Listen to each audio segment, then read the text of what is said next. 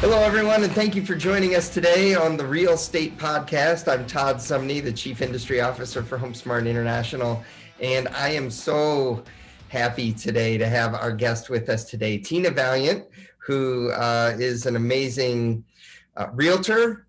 She's an amazing author, and in some respects, a coach and teacher and mentor to so many people. And Tina, I want to thank you for joining us today.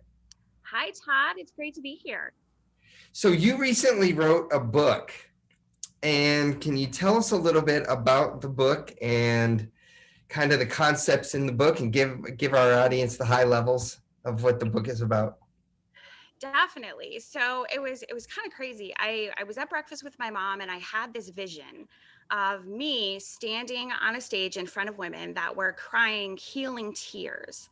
And I looked at my mom that day, and I think I'm supposed to write a book. I think I'm supposed to do these women conferences and workshops. And okay, I guess I'm going to do this. And it was so crazy because literally the next morning after accepting that challenge, the entire outline of the book was downloaded into my head. And then from that point, and I wrote the book in different places, like chapter 10 maybe came first. Chapter 1, which is my story, was the last chapter that I wrote.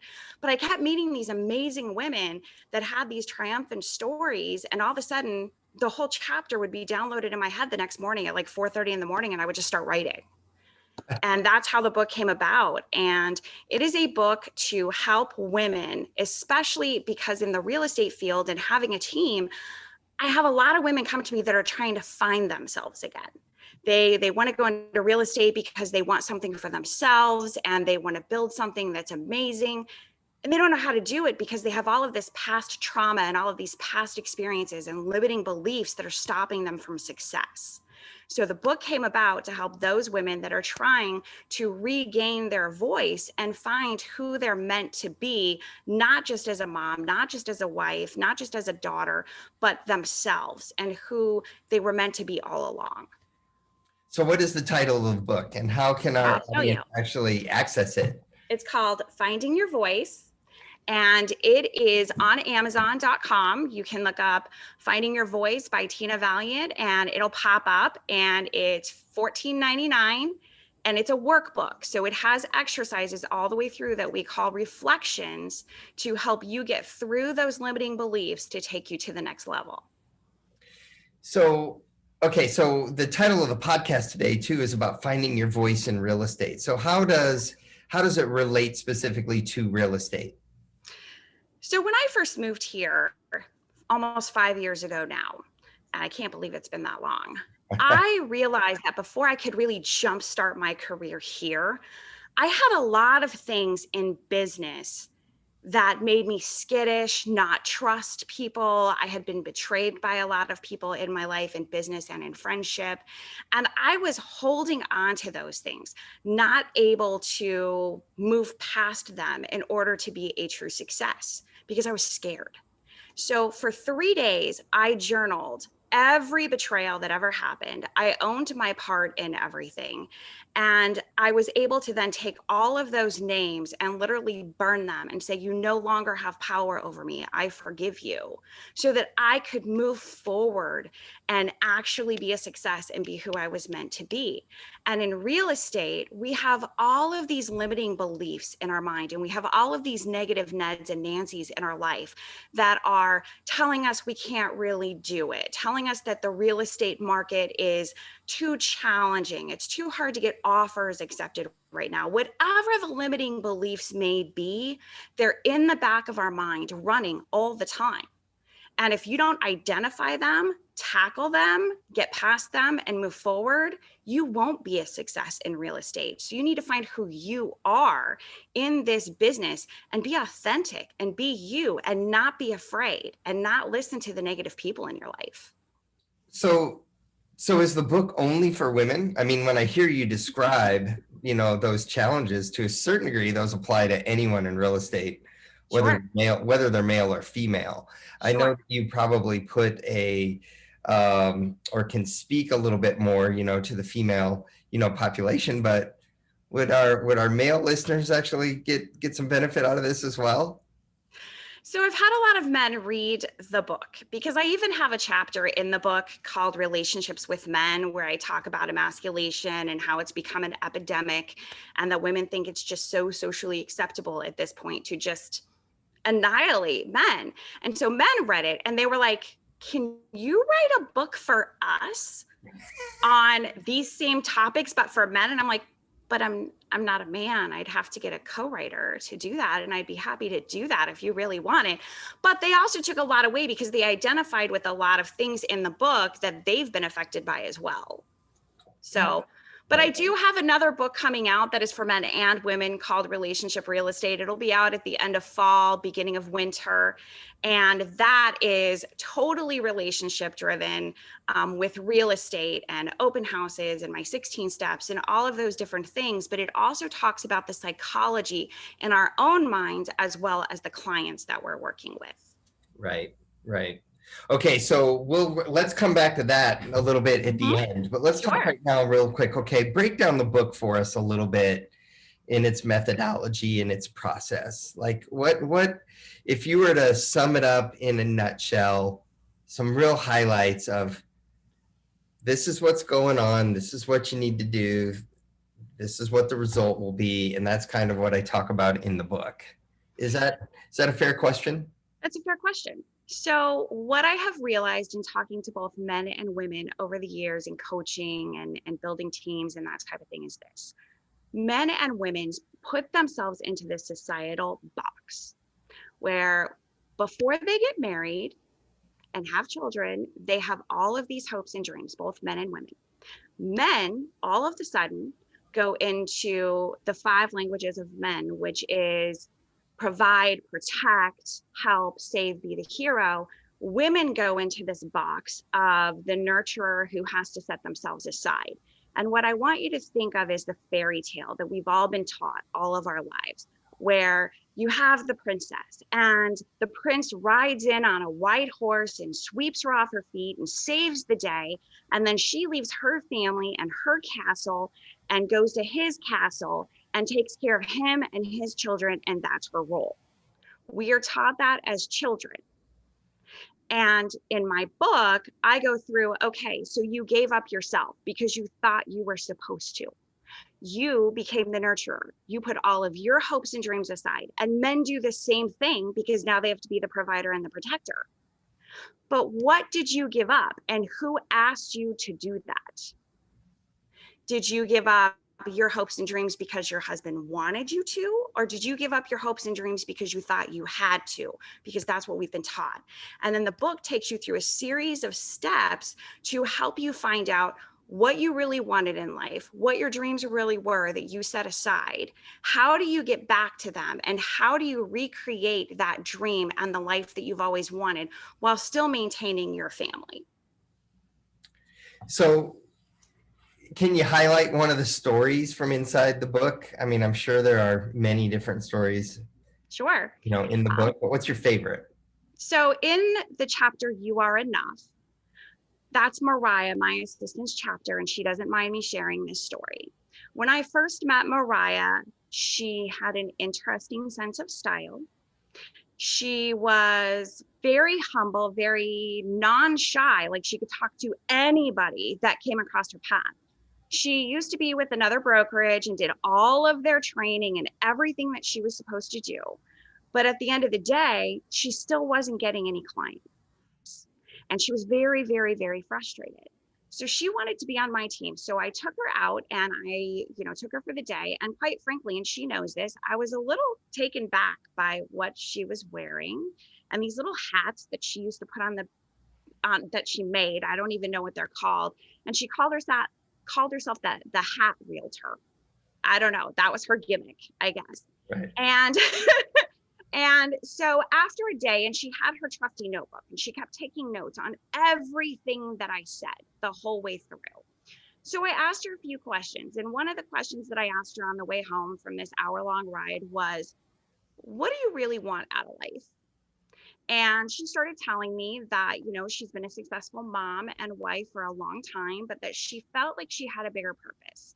And she wanted to do something that was just for her, something that made a difference in this world. and she didn't know how to get it. So she thought real estate would be a good way to try that. She was failing epically, so she felt like a failure across the board. She said that she wanted to make more decisions for herself, that she had gotten into this pattern of allowing other people to make all of her decisions for her. And she wanted to be successful in something that made her feel proud of her accomplishments, made her feel intelligent, made her feel like people liked her. And she was just hitting a wall with that. So I asked her a really tough question, and I had her get real with herself. And it was, okay, just based on how we look, if we walked into a listing appointment together, not because I'm the most beautiful woman in the world or anything like that, it has nothing to do with that, but I'm put together. If you were up against me in a listing presentation, who would win? And she said, well, you would. I said, you're right. Number one, it's confidence. Number two, I'm well put together. I said, if you know that, then why are you self-sabotaging yourself? And she just looked at me and she goes, you're right. I've been doing this all of my life. And it's time for me to stop self-sabotaging myself. So how do I move forward? I said, number one, we're going to go do a makeover. And you're going to feel good about yourself. Number two, we're going to hone in on what you're really, really good at. And that's what we're going to focus on.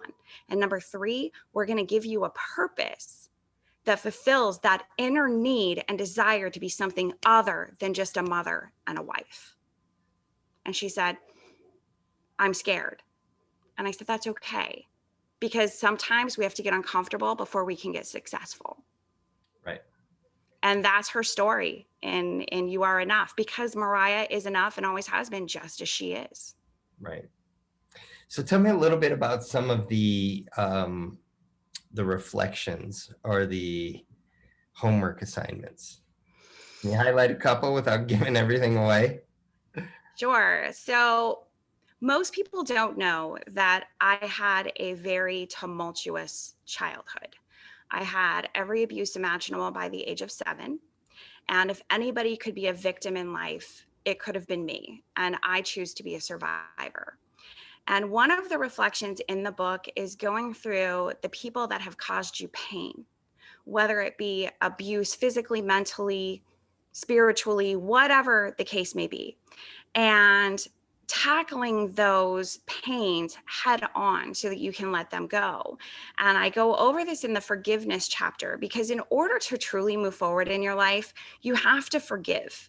And if you talk to any CEOs or any big people out there, the top 5%ers out there, they will tell you that they meditate on forgiveness as a daily routine, that they realize 99.9% of the time, people that afflict you with something, it's not personal. It's because of who they are, what they've experienced, and what they know. So in the forgiveness chapter, I take you through a series of how to look at the bigger picture of people that have hurt you and recognize that it had nothing to do with you, and go through this whole series of how to forgive those people by looking at their whole big picture and your big picture and how you allowed them into your life. And in those reflections, we also talk about how to forgive yourself for allowing those situations into your life, because that's actually the hardest part. Right. So obviously you this has been a big process for you, a long process to a certain degree. What's your big takeaway from going through this process and putting either your life or your experiences on paper? What's it been like? It was a healing process for me, for sure. Like I said, my story was actually the last story that I wrote. And the book is full of different triumphant women's stories and things that they had overcome in their life and chose to be a survivor and not a victim. And I think that at the end, the very last day that I wrote the very last sentence, punctuated the last word, I just had this downpouring of emotion come out of me that I didn't expect.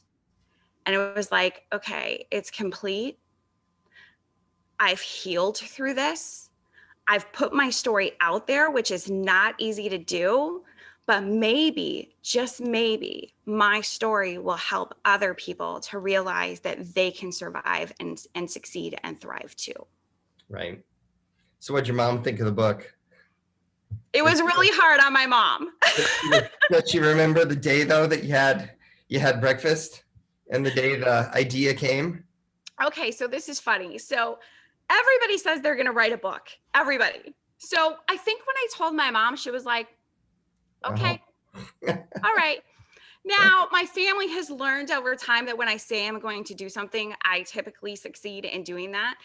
But I think for her, it was like, we'll see how that goes. After I wrote it, I gave her a manuscript. I also sent it out to a test group of men and women to get their take on it. And my mom, more so, and family members, they needed to read it to make sure that it was okay that I wrote some of the things that I wrote and that I was putting them out there. And the first time that my mom read the book, she cried. She was like, I am so sorry. I didn't realize that it was that bad. And I wasn't there to protect you enough. And she was a good mom. She just didn't know. She was doing the best she could. The second time she read it, because she had to read it again. And she was like, okay, this book is going to help a lot of people out there. So I want you to publish it. You need to publish it. And really, it comes down to it being your testimony and mine, because this is our past, this is our history, and we need to share it. So now she's really excited. She bought a bunch of them. She's giving them out. She actually recently gave them out to her ladies group. They all decided it's going to be their next book study. She called me crying. She was like, I didn't expect that. I just wanted to give it to them because I was proud of you. And she's like, you're really changing people's lives. You're really helping people. So now she's on board. That's good. That's good. All right. Well, then let's, before we go talk about your next book and what's coming on, how would you see someone, okay, so we've talked about the book, we've described it, what do you think someone really should do, or with this book, like how is it going to impact them? What should be their, I guess, well, it's not a what should their action be, but what do you think? What's your hope that people are, what's your takeaways with this book? What's your hope for the listening audience when they read your book? A lot of them have said that there are some tough places in the book where they really have to get real with themselves. So I always tell people, read the chapter, let it resonate with you. Do the reflections and the exercises in the book for each chapter before you move on, because it will plant seeds in your life that will come up later. I recently had a friend that read the book, and there was one chapter in particular that really bothered her, and that was relationships with men. She was like, that's crap. I do not emasculate. I do not do this. I do not do that. And then months later, she had this aha moment because it planted this seed. And she's like, yeah, I fit into that chapter. I didn't realize it. I have to face it. I didn't want to, but I have to. And she started changing her relationships with men because of it. And that's what I want. I want for people to take each reflection and really work it and get real with yourself. This is for you. It's not for anybody else. Nobody else is going to see your work that you do through this book. It is personal and it is private. And it is a time for you to really reflect and decide who you really want to be moving forward, because it changes things. Right. Well, thank you for joining us today, for putting yourself out there, writing a book like this. I hope all of you will take some time and actually go read this and, apply it, I guess, in your life. So and the onward goal would be more success for everyone, and success including even just happiness, right? Absolutely. So, yeah. So talking about relationships, though, you mentioned earlier you have something in the works about relationships. Real estate is all about relationships. Anyone that's been in the business long enough, I think, has really realized it's not about the shiny objects or the next little technology tool that's coming out. It's really about relationships and helping and serving consumers, right?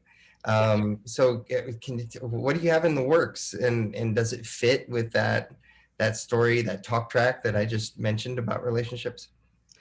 So, Relationship Real Estate is the next book coming out. It's based on my 16 steps. It's based on corporate level sales training. And we actually have our first huge event coming up in Orlando, June 8th and 9th. And we have vendors and everybody putting on this huge thing, which we're expecting about 200 agents to attend.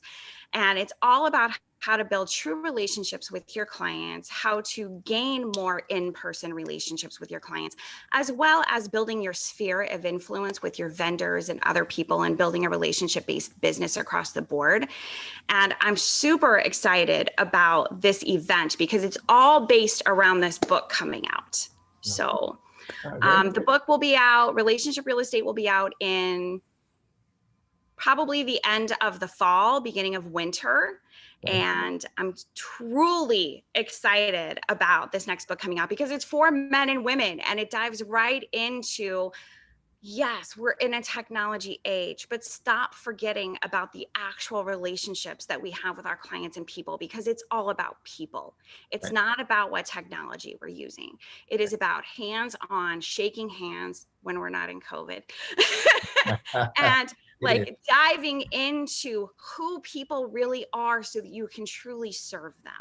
Exactly. Well, hey, how can people follow you, get in touch with you, learn about, your current book and the upcoming book? So I'm sure you have Instagram, Facebook, website, all of that. You want to give our audience a little bit of info about you? Sure, definitely. You can definitely find me on Facebook with Tina Valiant.